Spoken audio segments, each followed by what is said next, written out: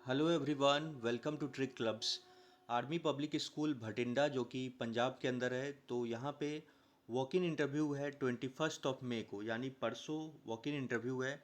और ये जो इंटरव्यू होगा वो कैजुअल बेसिस पे। तो कैजुअल बेसिस होता है जैसे कि कोई टीचर्स की जैसे रिक्वायरमेंट है तो ऑन डिमांड बेसिस पे टीचर्स को रखते हैं। तो ये कोई परमानेंट अपॉइंटमेंट नहीं है। जो एक कुछ सर्टेन टाइम पीरियड के लिए ही यहाँ पे टीचर्स को रखा जाता है इसमें। और ये सब सब्जेक्ट्स की वैकेंसी है, तो आप लोग देख सकते हैं। PGT chemistry, PGT English, PGT Hindi. TGT में हिंदी की है। नेक्स्ट काउंसलर के लिए एलडीसी की है, फिर साइंस लैब अटेंडेंट, गार्डनर और एलडीसी। और फिर आयाज की है एडमिन सुपरवाइज़र के लिए। अब इसमें क्या है कि आपका जो इंटरव्यू होगा वो 21 मई को रहेगा, यानी परसों इंटरव्यू रहेगा। और सुबह 8 बजे आपको वहाँ पे पहुँच जाना है। और इसके अलावा यहाँ पे क्लियर लिखा हुआ है, candidate must carry biodata and original documents.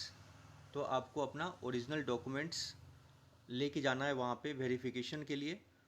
And also come prepared with a lesson plan. तो कोई भी जो भी आपका जो टॉपिक है जो स्ट्रॉन्ग है, जिसमें आप अच्छे से वहाँ पे कुछ बोल सकते हैं, तो उस पर एक लेसन प्लान बना लीजिएगा।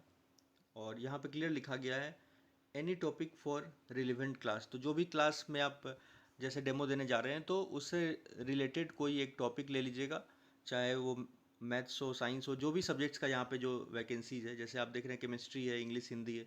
तो जो भी उसमें से कोई भी इजी टॉपिक जो अभी आपको अच्छे से आता है उस पर आप लेसन प्लान प्रिपेयर कर लीजिएगा। और यहाँ पे लिखा हुआ है, all candidates from civil area are requested to enter into the cantt area from Maniksau द्वार टू अटेंड द इंटरव्यू। तो आपको इस गेट से एंट्री लेना है इंटरव्यू के लिए।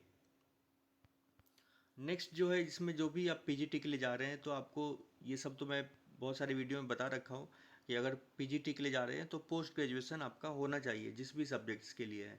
जैसे इंग्लिश में है तो पीजी इंग्लिश से कर रखे हैं, और आपका बीएड होना चाहिए। और दोनों में आपका 50% मार्क्स हो, बीएड में एंड पोस्ट ग्रेजुएशन में, तब आप एलिजिबल हैं। वैसे ही केमिस्ट्री में पीजी कर रखे हो, अगर केमिस्ट्री के लिए अप्लाई कर रहे हैं, और आपका बीएड होना चाहिए, बीएड में 50% नंबर हो, तो आप इसके लिए एलिजिबल है। और बाकी यहाँ पे कुछ ओएसटी वगैरह कुछ भी पीजी वाले में लिखा नहीं है यहाँ पे इस वाले नोटिफिकेशन में। पीजीटी हिंदी है, वैसे ही आपको पता ही है कि पोस्ट ग्रेजुएशन हिंदी से कर रखे हो, और फिर आपका बीएड होना चाहिए, बीएड में आपके 50% नंबर होना चाहिए। और हिंदी और Sanskrit with Hindi as one of the subject at graduation level.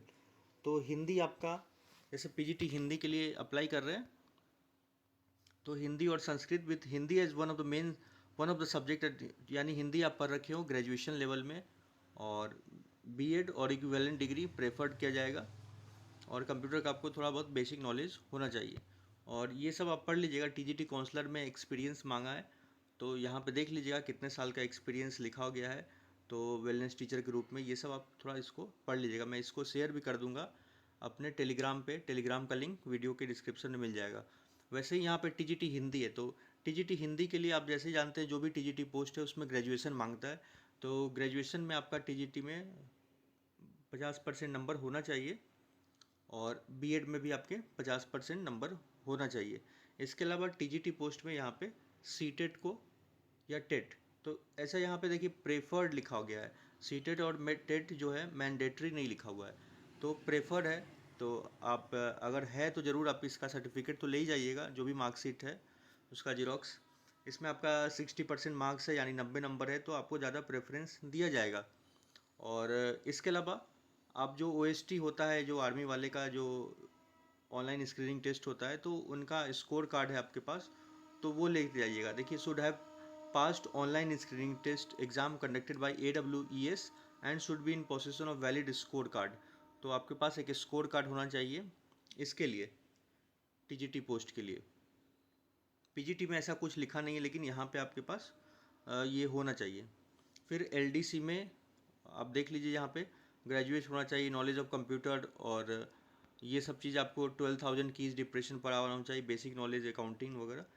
फिर इस तरह से साइंस लैब अटेंडेंट में 10+2 with science and computer literate, यानी 12 पास कर रखे हो आप, और साइंस एंड कंप्यूटर आया वगैरह के लिए 8th पास चाहिए, एडमिन सुपरवाइज़र के लिए।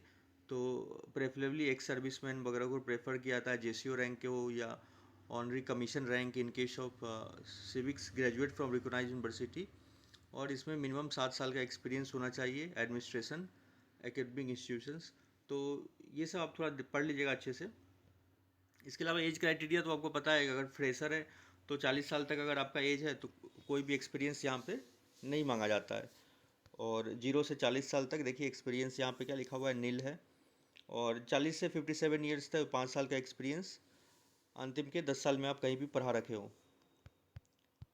तो यही है, बाकी ये सब आपको समझ में आ ही गया होगा। बाकी और आप डायरेक्ट अपना ओरिजिनल डॉक्यूमेंट्स और जो भी मार्कशीट्स वगैरह है, जो सीटेट वगैरह का, ये सब चीज़ आप लेके इंटरव्यू के लिए अगर आसपास में रहते हैं वहाँ पे तो दे के इसको देख सकते हैं। सो चलिए मिलते हैं नेक्स्ट वीडियो में। Thank you for watching.